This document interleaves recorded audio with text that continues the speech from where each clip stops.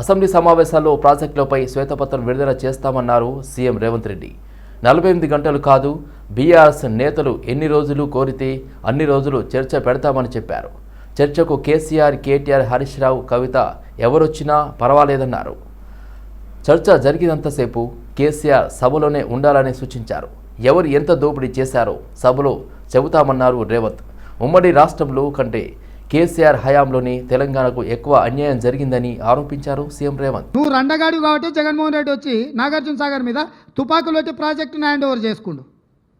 అదే కాంగ్రెస్ అధికారంలో ఉన్నప్పుడు వచ్చి చూడమను, ఇవాళ రమ్మను, వచ్చి నాగార్జున సాగర్ మీదకి రమ్మను జగన్మోహన్ రెడ్డిని.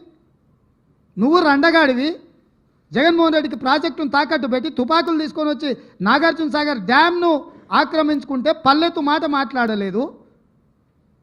నువ్వు పోయి కేంద్ర ప్రభుత్వానికి ప్రాజెక్టులను హ్యాండ్ ఓవర్ చేయడానికి నిధులను కేటాయించినోడు నువ్వు వచ్చి మమ్మల్ని బదనాం చేస్తావా? మా మీద మాట్లాడతావా?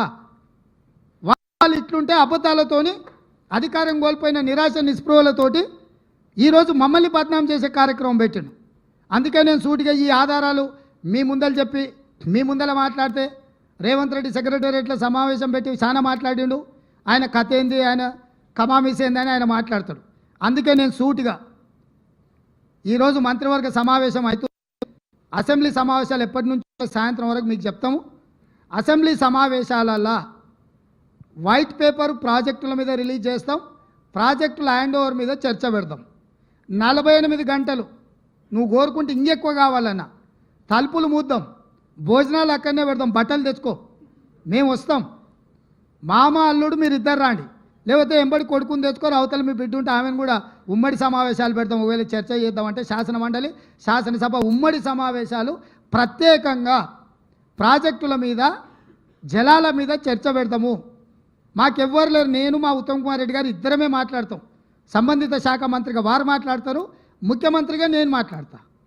చంద్రశేఖరరావు, హరీష్ రావు, తారక రామారావు, కవితారావు నలుగురు మీరు ఒకరి తర్వాత ఒకరు అలచిపోకుంటే ఎంతసేపు అయినా మాట్లాడదాం, చర్చ చేద్దాం. నీకు చిత్తశుద్ధి ఉంటే, నీకు నిజాయితీ ఉంటే ఈ చర్చలకు రాకుండా ముఖం చాటేయకు చంద్రశేఖరరావు.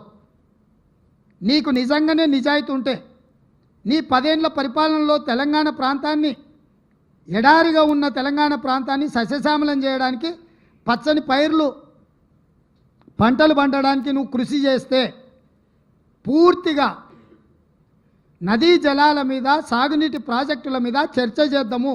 చర్చ జరిగినంతసేపు నువ్వు కూర్చోవాలి. నువ్వు మాట్లాడినంతసేపు ఎంతసేపు అయినా మాట్లాడు, నీకు అనుమతిస్తాము, నిన్ను అభ్యంతర పెట్టము. పోతిరెడ్డిపాడు నాటి దోపిడీ ప్రారంభించినప్పుడు బీఆర్ఎస్ నేతలే మంత్రులుగా ఉన్నారని మంత్రి ఉత్తమ్ కుమార్ రెడ్డి అన్నారు. రాయలసీమ లిఫ్ట్తో రోజుకు 8 టీఎంసీలు తరలించుకున్న కళ్ళు మూసుకున్నారని ఆరోపించారు. ప్రగతి భవన్లో కేసీఆర్తో వైఎస్ జగన్ భేటీ తర్వాతే రాయలసీమ లిఫ్ట్ తతంగం జరిగిందన్నారు.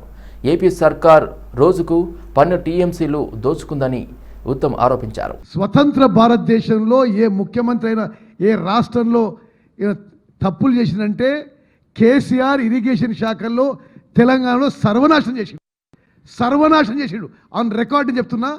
అసలు ఎక్కడన్నా ఎవరైనా ముఖ్యమంత్రి 95,000 కోట్లు ఖర్చు పెట్టి కాళేశ్వరం ప్రాజెక్టు కూలిపోయే పరిస్థితి వస్తుంటే అసలు వాళ్ళు నోరు తెరుస్తారండి? 95,000 crores ఆన్ రికార్డ్ ఖర్చు పెట్టినరు. పాలమూరు రంగారెడ్డి గురించి, మహబూబ్నగర్ జిల్లా గురించి ఇన్ని మాటలు మాట్లాడతారు వాళ్ళు. 27,560 కోట్ల రూపాయలు ఖర్చు పెట్టి ఒక్క ఎకరానికి కూడా నీళ్ళు ఇవ్వలేదు. సీతారాం సాగర్ ప్రాజెక్టు ఒకనాడది 1,500 కోట్లతో పూర్తయ్యే ప్రాజెక్టు అంచనాలు పెంచి 22,000 కోట్లకు పెంచి 7,500 కోట్లు ఖర్చు పెట్టి ఒక్క ఎకరాకి కూడా ఆయకట్టు కొత్తగా నీళ్ళు ఇవ్వలేదు. ఇరిగేషన్ శాఖని సర్వనాశనం చేసి రాష్ట్రాన్ని అప్పుల్లో ముంచిన కేసీఆర్ అని మాట్లాడే అర్హత లేదని చెప్పి నేను మనం చేస్తున్నాను. వారి ప్లానింగ్ చూడండి. ఇప్పుడు కృష్ణానది నుంచి మనకి గ్రావిటీ ఫ్లో ద్వారా వచ్చే నీళ్ళని ఇక్కడి నుంచి 8 టీఎంసీలు ఈయన జగన్మోహన్ రెడ్డి ఏకాంత చర్చల్లో ఒప్పుకొని, అంటే ఒకసారి గారు చాలాసార్లు వాళ్ళు ఏకాంత చర్చలు చేసుకుంటూ జగన్మోహన్ రెడ్డి గారు తెలంగాణకి రావాల్సిన నీళ్లు ఎత్తుకపోతుంటే మరి ఏకాంత చర్చల్లో ఏం కుట్ర చేసినరో ఏమో కానీ నోరు మెదపరు. అంటే ఇది ఆన్ రికార్డ్ ఒక జియోలోనే 8 TMC per day 8 TMC per day ఎత్తుకపోతుంటే ఈ పెద్ద మనిషి కేసీఆర్ కాళేశ్వరంలో 2 టీఎంసీల కోసం 1,27,000 కోట్ల క్యాపిటల్ కాస్ట్ పర్ ఇయర్ 10,000 కోట్ల రన్నింగ్ కాస్ట్ పెట్టి ప్రాజెక్ట్ కడతారట. అంటే ఇంతకంటే తుగ్లక్ పనులు, ఇంతకంటే కక్కుర్తి ఎక్కడ ఉంటుందని అడుగుతున్నాం. మళ్ళీ ఫిగర్స్ అర్థం చేసుకోండి. గ్రావిటీ ద్వారా ఫ్రీగా మనకు వచ్చే కృష్ణానది నుంచి 8 టీఎంసీ నీళ్లు వదులుకొని సీఎం రేవంత్ రెడ్డి కామెంట్స్పై మాజీ మంత్రి జగదీష్ రెడ్డి స్పందించారు. కృష్ణా ప్రాజెక్టులను కేంద్రానికి అప్పగించి అన్యాయం చేసిన కాంగ్రెస్ ప్రభుత్వానికి ప్రజలు బుద్ధి చెబుతారన్నారు. తమ వైఫల్యాల నుంచి తప్పించుకునేందుకు సీఎం రేవంత్ కేసీఆర్పై ఎదురుదారి చేస్తున్నారని ఆరోపించారు. కేంద్ర ప్రభుత్వంతో సీఎం రేవంత్ లాలూచీపడి ప్రాజెక్టులను అప్పగించారని ఆరోపించారు. కేసీఆర్ మాట్లాడక ముందే కాంగ్రెస్ నేతలు ఉలిక్కిపడుతున్నారన్నారు. కేఆర్ఎంబీ విషయంలో సీఎం రేవంత్ రెడ్డి, ఇరిగేషన్ శాఖ మంత్రి ఉత్తమ్ కుమార్ రెడ్డి తప్పించుకునే ప్రయత్నం చేస్తూ ఉన్నారు. గుమ్మడికాయ దొంగలంటే భుజాలు తడుకున్న పద్ధతుల్లో కేసీఆర్ పైన దాడి చేసి తప్పించుకోవచ్చనే ఒక ముఖ్య ప్రయత్నం చేస్తూ ఉన్నారు. కేసీఆర్ గారు ఇంకేం మాట్లాడలేదు, దానిపైన బయటికే రాలేదు. ఏవేవో ఊహించుకొని కేసీఆర్ గారు రాబోతున్నారని, ఇంకేమో జరగబోతున్నది అని చెప్పి ఊహించుకొని వాళ్ళు మాట్లాడే మాటలు చూస్తే వాళ్ళు తప్పు చేసినామనే విషయాన్ని అంగీకరించినట్టుగా మనకు స్పష్టంగా అర్థమవుతాయి. 10 సంవత్సరాలు కేసీఆర్ గారు ప్రతి క్షణం కొట్లాడి కేంద్రంతోనే ప్రాజెక్టులు మన చేతుల నుంచి పోకుండా కాపాడగలిగారు. ఎన్నిసార్లు ఎన్ని ప్రయత్నాలు చేసినా, కేంద్రం ఎన్ని రకాల ఒకలు పెట్టినా, ఎన్ని రకాల ఒత్తిడిని పెట్టినా ఎట్టి పరిస్థితుల్లో కూడా మా హక్కుల్ని వదులుకోమని చెప్పి తెగేసి చెప్పి ప్రాజెక్టులను రాష్ట్రం కంట్రోల్లో ఉంచినాం. దాంతో మన చుక్క నీటిని కూడా మన వాటాను మనం వాడుకోగలిగినాం. ఈ 10 సంవత్సరాల కాలంలో గతంలో ఎన్నడూ లేని విధంగా ఒకవైపు మహబూబ్నగర్ జిల్లాలో, మరొకవైపు నల్గొండ జిల్లాలో, ఖమ్మం జిల్లాలో కూడా బ్రహ్మాండంగా రైతాంగానికి నీళ్ళు అందించుకునే సకాలంలో పంటలు పెంచుకున్నాం. విద్యుత్ ఉత్పత్తి అవసరమైనప్పుడు విద్యుత్ ఉత్పత్తి చేసుకున్నాం. మనుషులకు కూడా ఇబ్బంది లేకుండా మన వాటి. మల్కాజ్గిరి బీఆర్ఎస్ పార్టీ ఆధ్వర్యంలో ఆత్మీయ సమ్మేళన కార్యక్రమం నిర్వహించారు. ఈ కార్యక్రమానికి ముఖ్య అతిథిగా కేటీఆర్ హాజరయ్యారు. కాంగ్రెస్ ప్రకటించిన 6 గ్యారంటీలను త్వరగా అమలు చేయాలని కేటీఆర్ డిమాండ్ చేశారు. పేద ప్రజలకు మాయమాటలు చెప్పి అధికారంలోకి వచ్చారని, కానీ ఇప్పటి వరకు ఎటువంటి సంక్షేమ పథకాలు అమలు చేయలేదని విమర్శించారు కేటీఆర్. మేము కూడా 100 రోజుల సమయం ఇస్తామని, 100 రోజుల తర్వాత ప్రజలకు ఇచ్చిన హామీలు అమలు చేయకపోతే ఖచ్చితంగా ప్రజల పక్షాన నిలబడి ప్రభుత్వాన్ని నిలదీస్తామని హెచ్చరించారు. అప్పుడే కరెంట్ కటింగ్లు ప్రారంభం చేశారని, ఇంతకుముందు బీఆర్ఎస్ ప్రభుత్వం ఉన్నప్పుడు ఇటువంటి పవర్ కటింగ్లు ఎప్పుడైనా ఉన్నాయని ప్రజలను ప్రశ్నించారు. మల్కాజ్గిరిలో కొంతమంది బీఆర్ఎస్ నాయకులకు బెదిరింపులు వస్తున్నాయని, వాటిని మూకుమ్మడిగా ఎదుర్కొని పార్టీ నాయకులకు అండగా నిలబడతామని కేటీఆర్ హామీ ఇచ్చారు. రేవంత్ రెడ్డి గారు సెక్రటేరియట్ లో లంక బిందెలు ఉన్నాయి, సెక్రటేరియట్ లో కంప్యూటర్లు ఉన్నాయి, సెక్రటేరియట్ లో పనిచేసే ఉద్యోగులు ఉంటారు. వాళ్ళతో చేయించుకునే తెలివి ఉంటే పనిచేస్తారు, ప్రజలకు సేవ చేస్తారు. నేను తవ్వకపోయేందుకు వచ్చిన, దుబ్బుకెందుకు వచ్చిన, ఇలా నేను అనుకోకుండా ఇక్కడ వచ్చి పడ్డా, అంతే గారెల పొద్దులు వచ్చి పడ్డా అన్నట్టు నువ్వు డైలాగులు కొడితే 100 రోజులు ఓపికగా చూస్తాం. నువ్వే అన్నావు, మేమనలే. డిసెంబర్ 9 నాడు 2 లక్షల రుణమాఫీ నరికింది నువ్వే, మేమనలే. అదే విధంగా ఏం చెప్పావు నువ్వు? అమ్మా, ఆడబిడ్డలందరికీ నేను విజ్ఞప్తి చేస్తున్నా, డిసెంబర్ బిల్లు కట్టకుండ్రి, జనవరి బిల్లు కట్టకుండ్రి, సోనియా గాంధీ కడతాను నువ్వే చెప్పినావు, మేము చెప్పలేదు. అందరు చూస్తున్నారు ఇవాళ ఆడబిడ్డలు, 1,57,00,000 మంది ఆడబిడ్డలు ఎదురు చూస్తున్నారు. ఏమని?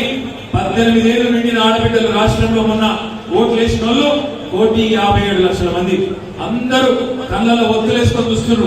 ఎప్పుడు స్టార్ట్ అయితే నెలకు 2,500 ఇచ్చే కార్యక్రమం మహాలక్ష్మి అని ఎదురు చూస్తా ఉన్నారు. ఇంటింటికి 200 యూనిట్లు ఫ్రీ అన్నాం.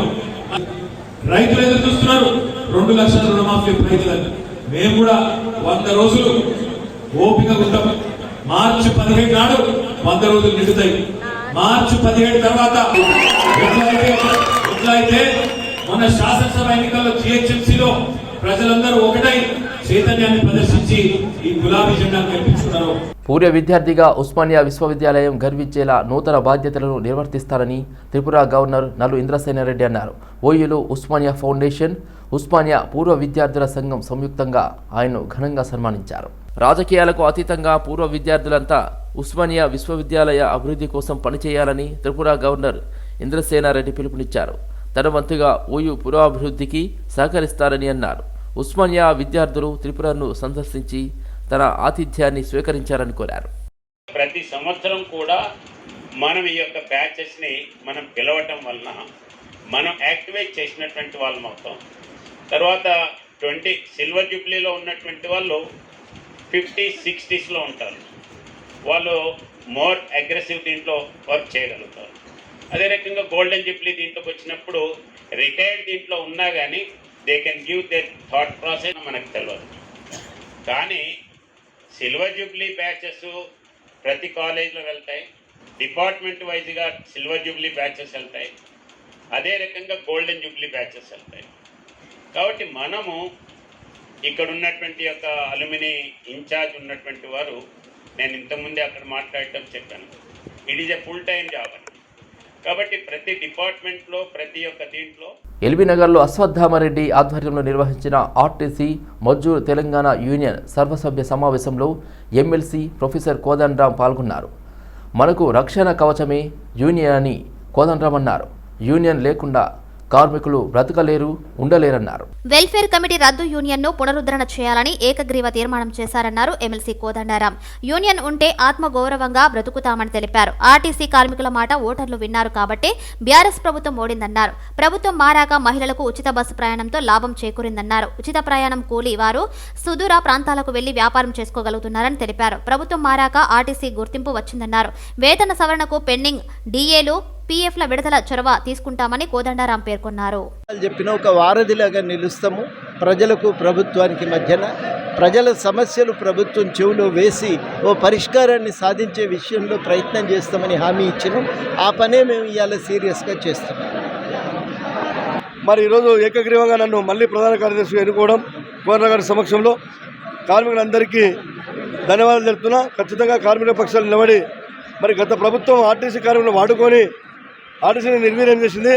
ఈ ప్రభుత్వంలో ఖచ్చితంగా కార్మికుల సమస్యలు నెరవేరాలని భగవంతుని ప్రార్థిస్తూ ఈ అవకాశం ఇచ్చే కార్మిక వర్గానికి మొత్తం మరొకసారి ధన్యవాదాలు తెలుపుతున్నాం. దేశానికే కాదు ప్రపంచానికే తెలంగాణ అన్నం పెడుతుందని వ్యవసాయ శాఖ మంత్రి తుమ్మల నాగేశ్వరరావు అన్నారు.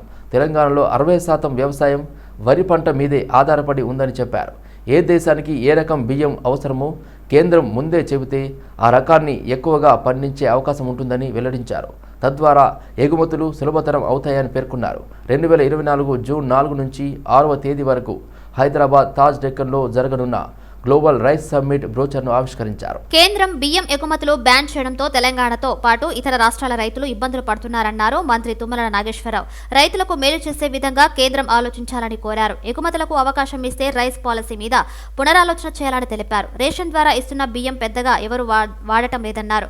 భారత్ రైస్ 29 రూపాయలకే కేజీ అనేది హాస్యాస్పదంగా ఉందన్నారు. ఉచితంగా ఇచ్చే బియ్యాన్ని భారత్ రైస్ పేరిట 29 రూపాయలకు కేజీ ఇస్తే ఎలా అని ప్రశ్నించారు.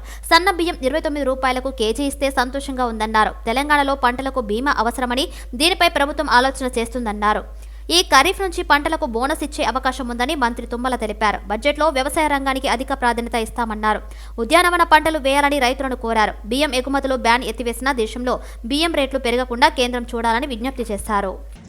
అదేవిధంగా వివిధ రాష్ట్రాల నుంచి అయినటువంటి మెడికోలు, వరి వ్యవసాయంలో, విత్తనంలో కానీ, సాగు విధానంలో కానీ, నిల్వ ఉంచే విధానంలో కానీ, దాన్ని ఎక్స్పోర్ట్ చేసేదాన్ని మార్కెటింగ్లో కూడా మెలకువలు నేర్చుకొని ఇంకా ఎక్కువ లాభాలు పొందడానికి అవకాశం ఉంది. దానివల్ల ప్రపంచవ్యాప్తంగా అనేక దేశాల నుంచి వచ్చేటటువంటి ఈ యొక్క ట్రేడర్స్ ద్వారా ఏ దేశానికి మన వరి ధాన్యం ఎక్స్పోర్ట్ చేసే అవకాశాలు ఉంటాయి. ఆ ట్రేడర్స్ కూడా ఏ రకాలు కొనే అవకాశం ఉంటుంది. ఆ రకాలని మనం ఉత్పత్తి చేయడానికి మనకు కావలసినటువంటి వెసులుబాటు ఏ రకంగా మనం చేసుకోవాలి అనేటటువంటి అంశాలన్నింటినీ కూడా పరిశీలించి ఈ యొక్క సమ్మిట్లో రేపు జరగబోయేటటువంటి జూన్ 4 నుంచి 6వ తారీఖు వరకు జరుగుతున్నటువంటి సమ్మిట్ తెలంగాణ రాష్ట్ర రైతాంగానికే కాకుండా భారత రైతాంగానికి ఉపయోగపడుతుందనే ఉద్దేశంతో మన రాష్ట్ర ప్రభుత్వం ఈ సమ్మిట్ని నిర్వహించడానికి అవకాశం తీసుకున్నాం. దానికి మా సెక్రటరీ గారిని, డిపార్ట్మెంట్ని, జానయ్య గారిని అందరినీ అభినందిస్తూ మీరు ఈ యొక్క బ్రోచర్ని పెద్ద ఎత్తున ప్రచారం చేసినట్లయితే మన రాష్ట్ర రైతాంగానికే కాకుండా భారతదేశ రైతాంగానికి ఉపయోగం జరగాలి. ఇది మేజర్ క్రాప్. మనకి మన పాపులేషన్లో కూడా 60% రైతాంగం కానీ, రైతు కూలీలు కానీ వరి వ్యవసాయం మీదనే ఆధారపడి ఉంటున్నారు. కాబట్టి దయచేసి దీన్ని పెద్ద ఎత్తున ప్రచారం చేయాలనే ఉద్దేశంతో ఈరోజు మిమ్మల్ని అందరిని ఆహ్వానించడం జరిగింది. సంగారెడ్డి జిల్లా పటాన్ చెరువులో మాజీ మంత్రి హరీష్ రావు పర్యటించారు. పటాన్ చెరువు బస్టాండ్ వద్ద ఆటో డ్రైవర్లతో మాట్లాడి సమస్యలు తెలుసుకున్నారు. ధైర్యంగా ఉండాలని, కాపాడుకుంటామని ఆటో డ్రైవర్లకు భరోసా ఇచ్చారు హరీష్ రావు. పటాన్చెరులో హరీష్ రావుకు ఆటో కార్మికులు ఆవేదనను వెళ్లబోసుకున్నారు. ఈఎంఐ కూడా కట్టలేకపోతున్నామని కార్మికులు బాధపడుతున్నారు. ప్రభుత్వ నిర్ణయంతో నడి రోడ్డు మీద పడ్డామని ఆవేదన వ్యక్తం చేశారు. 6.5 లక్షల మంది ఆటో డ్రైవర్ల తరపున అసెంబ్లీలో బీఆర్ఎస్ గలం విప్పుతుందని హరీష్ రావు తెలిపారు. ఆత్మహత్యలు వంటి తొందరపాటు నిర్ణయాలు వద్దని, ప్రభుత్వం నెలకు 10,000 ఇచ్చేదాకా పోరాటం చేద్దామన్నారు. గత బీఆర్ఎస్ ప్రభుత్వం అనాలోచిత నిర్ణయం వల్ల వీఆర్ఓ వ్యవస్థ రద్దయిందని తెలంగాణ వీఆర్ఓల joint action committee chairman Golkonda Satish అన్నారు. వీఆర్ఓలైన తమను ఇతర శాఖలకు బదిలీ చేశారన్నారు. గత 18 ఏళ్లుగా ఎలాంటి ప్రమోషన్లు, సీనియారిటీ లేకుండా విధులు నిర్వహిస్తున్నామన్నారు తెలంగాణ వీఆర్ఓల joint action committee chairman Golkonda Satish. Hyderabad Gandhi భవన్లో ధరణి రిఫోర్స్ కమిటీ సభ్యుడు కోదండారెడ్డిని జేఏసీ సభ్యులు కలిసి వారి సమస్యలను వివరించారు. ప్రభుత్వ భూముల పరిరక్షణకు రెవెన్యూ శాఖను బలోపేతం చేయాలన్నారు. గతంలో కాంగ్రెస్ ప్రభుత్వం ప్రారంభించిన వీఆర్ఓ వ్యవస్థను తిరిగి పునరుద్ధరించాలని ఆయన విజ్ఞప్తి చేశారు. గత బీఆర్ఎస్ ప్రభుత్వం తీసుకొచ్చిన ధరణి కారణంగా భూతాగాదాలు ఎక్కువయ్యాయని, ధరణి వ్యవస్థను ప్రక్షాళన చేయాలని కాంగ్రెస్ ప్రభుత్వం తీసుకున్న నిర్ణయం పట్ల హర్షం వ్యక్తం చేశారు. వీఆర్ఓ వ్యవస్థను పునరుద్ధరించాలని, రెవెన్యూ వ్యవస్థ బలోపేతంతో పాటు ప్రభుత్వానికి మంచి పేరు వచ్చే విధంగా పనిచేస్తామని గోల్కొండ సతీష్ అన్నారు. అత్యంత వెనుకబడిన కులాలకు చెందిన జననాయక్ కర్పూరి ఠాకూర్ బీహార్కు ముఖ్యమంత్రి కావడం దేశ రాజకీయాల్లో మలుపు అని బీజేపీ ఓబీసీ మోర్చా జాతీయ అధ్యక్షుడు డాక్టర్ లక్ష్మణ్ తెలిపారు. అణచివేయబడిన వర్గాలకు ఆయన ఆశాజ్యోతిగా నిలిచారని కొనియాడారు. కర్పూరి ఠాకూర్కు భారతరత్న ప్రకటించడంపై హైదరాబాద్ అబిడ్స్ బొగ్గులకుంటలోని తెలంగాణ సారస్వత పరిషత్లో నాయి బ్రాహ్మణుల కృతజ్ఞతా అభినందన సభలో పాల్గొన్నారు. నరేంద్ర మోడీ గారి పాలనలో భారతదేశం ప్రపంచ స్థాయిలో పతాక స్థాయికి చేరుకోవడం, ప్రపంచ దేశాలు భారతదేశం వైపు, మోదీ నాయకత్వం వైపు వారు చూడడం, ఇది కాంగ్రెస్ ఏమాత్రం సహించలేకపోతుంది. ప్రజలు ఈరోజు ఇది భారత శతాబ్దం అంటూ మోదీ గారి పాలన కొనియాడుతూ ఉంటే, ఈరోజు భారత్ జోడో న్యాయత్ర పేరు మీద రాహుల్ గాంధీ వారు తలపెట్టిన యాత్ర భారత్ జోడో సంఘ దేవుడు కానీ ఈ విపక్ష కూటమి తోడో ఒకవైపు నితీష్ కుమార్ వారు కాంగ్రెస్ యొక్క అవకాశవాద రాజకీయం పట్ల విసిగి ఆ కోర్టు నుంచి బయటకు వస్తే, మమతా బెనర్జీ గారు కాంగ్రెస్ 40 సీట్లు కూడా గెలవలేని దుస్థితి కాంగ్రెస్ పార్టీ చేతనైతే రాహుల్ గాంధీ వారణాసిలో పోటీ చేసి గెలవమని సవాల్ విసరడం, మరోవైపు ఆమ్ ఆద్మీ పార్టీ పంజాబ్ ముఖ్యమంత్రి పంజాబ్ ఒక సీటు కూడా కాంగ్రెస్ ఇచ్చేది లేదని, మా వంతెనకు సిద్ధమని ప్రకటిస్తారు. కాబట్టి వీరికి ఒక ఎజెండా లేదు. బంజారాహిల్స్ ఎమ్మెల్యే కాలనీలో మీట్ ద గ్రీట్లో కేంద్ర మంత్రి కిషన్ రెడ్డి పాల్గొన్నారు. రామ జన్మభూమి విషయంలో ముస్లింలు కూడా వ్యతిరేకించలేదని అన్నారు. నోట్ల రద్దుపై మన దగ్గర విమర్శలు చేశారు, కానీ పక్క దేశమైన పాకిస్తాన్లో కూడా నోట్ల రద్దు చేసేందుకు ప్రయత్నాలు జరుగుతున్నాయన్నారు. రాష్ట్ర ప్రభుత్వానికి అభివృద్ధి విషయంలో ఎన్ని లేఖలు రాసినా ఒక్కసారి కూడా కనీసం రిప్లై కూడా ఇవ్వలేదని మండిపడ్డారు. 2047 విజన్తో మోడీ పనిచేస్తున్నారని తెలిపారు. దేశంలో గత 10 ఏళ్లలో ఒక్కటంటే ఒక్క ఉగ్రవాద ఘటన జరగలేదని చెప్పారు. ఓట్ల కోసం పథకాల పేరుతో డబ్బులు పంచుకుంటూ పోతే దేశం అభివృద్ధి చెందిందన్నారు. వెల్ఫేర్ స్కీమ్ ని తాము వ్యతిరేకించడం లేదని స్పష్టం చేశారు. నరేంద్ర మోడీ గారి నాయకత్వంలో దేశ ప్రజలందరూ కూడా తల ఎత్తుకుని తిరిగే విధంగా మన దేశంలోనే కాదు ప్రపంచంలో కూడా మన దేశానికి గౌరవాన్ని పెంచేటువంటి ప్రయత్నం చేసిన విషయం మీకు అందరికీ ప్రత్యేకంగా చెప్పాల్సిన అవసరం లేదు. మీరందరూ ప్రతిరోజు చూస్తున్నారు, ప్రతిరోజు వింటున్నారు, చదువుతున్నారు. కాబట్టి అన్ని రంగాలలో కూడా అద్భుతమైనటువంటి మార్పు ఈ దేశంలో వచ్చింది. దేశంలో అనేక రకాల సంస్కరణలు తీసుకొచ్చాం. గుడ్ గవర్నెన్స్ కావచ్చు, డిజిటల్ ట్రాన్సాక్షన్ కావచ్చు, లేక మరి కరప్షన్ తగ్గించే విషయంలో కావచ్చు, అనేక రకాల నూతన విధానాలు ప్రవేశపెట్టే విషయంలో కావచ్చు. పెద్ద నోట్లు రద్దు చేస్తే చాలామంది అనేక రకాలుగా విమర్శలు కూడా చేయడం జరిగింది. కానీ ఈరోజు పెద్ద నోట్ల రద్దు తర్వాత మన పక్క దేశమైనటువంటి పాకిస్తాన్ పరిస్థితి ఏ రకంగా ఉందో ఒకసారి మీరు అర్థం చేసుకోవచ్చు. ఈరోజు పాకిస్తాన్ వాళ్ళు హెడ్చిస్తున్నారు. మన నోట్లు ముద్రించడమే కాదు, అక్కడ ఉన్నటువంటి ఇల్లీగల్ గా పాకిస్తాన్ నోట్లు కూడా చాలా పెద్ద ఎత్తున ముద్రించారని పాకిస్తాన్ ప్రభుత్వం కూడా వాళ్ళ యొక్క కరెన్సీ రద్దు చేసేటువంటి ఆలోచనతో ఉంది. ఏదైనా కూడా తాత్కాలికమైనటువంటి ప్రయోజనం గురించి నరేంద్ర మోడీ గారు ఆలోచించారు. మల్కా కొమరయ్య కార్పొరేటర్ ప్రేమ్ మహేశ్వర్ రెడ్డితో భేటీ అయ్యారు. గడ్డి అన్నారం కార్పొరేటర్ శ్రీ బద్దం ప్రేమ్ మహేశ్వర్ రెడ్డిని ఆయన నివాసంలో Pallavi group of institution chairman BJP senior నాయకులు మల్కా కొమరయ్య మర్యాదపూర్వకంగా కలిశారు. తొలిసారి గడ్డి అన్నారం డివిజన్ కి వచ్చిన మల్కా కొమరయ్యని బీజేవైఎం అధ్యక్షుడు మొగిలి శివరాం మర్యాదపూర్వకంగా స్వాగతం పలికి శాలువతో సత్కరించారు. అనంతరం మల్కజ్గిరి పార్లమెంటు నియోజకవర్గానికి సంబంధించిన పలు అంశాలపై చర్చించారు. ఈ కార్యక్రమంలో బీజేపీ సీనియర్ నాయకులు వనపల్లి శ్రీనివాసరెడ్డి, రఘునందన్ జోషి, టింకు, హరీష్ రాహుల్ పాల్గొన్నారు. Hayathnagar division corporator Kallem Navjivan Reddy colony వాసుల విజ్ఞప్తి మేరకు డివిజన్లోని యశోద ఎంక్లేవ్లో కాలనీ వాసులతో కలిసి పర్యటించారు. కాలనీ వాసులు పలు సమస్యలను కార్పొరేటర్ నవజీవన్ రెడ్డికి విన్నవించారు. యశోద ఎంక్లేవ్లో కాలనీ వాసులతో కలిసి కార్పొరేటర్ కల్లెం నవజీవన్ రెడ్డి పర్యటించారు. సీసీ రోడ్ల సదుపాయం లేకపోవడంతో అవస్థలు పడుతున్నట్లు కాలనీ వాసులు కార్పొరేటర్కు విన్నవించారు. అధికారులతో సమీక్షించి వీలైనంత త్వరగా కాలనీ సమస్యల దిశగా కృషి చేస్తామని కార్పొరేటర్ తెలిపారు. ఈ కార్యక్రమంలో యశోద ఎంక్లేవ్ కాలనీ సంక్షేమ సంఘం సభ్యులు, కాలనీ వాసులు పాల్గొన్నారు. రోడ్లపై నీటిని వృధాగా వదిలితే కఠిన చర్యలు ఉంటాయని GHMC deputy floor leader Koppula Narasimhareddy అన్నారు.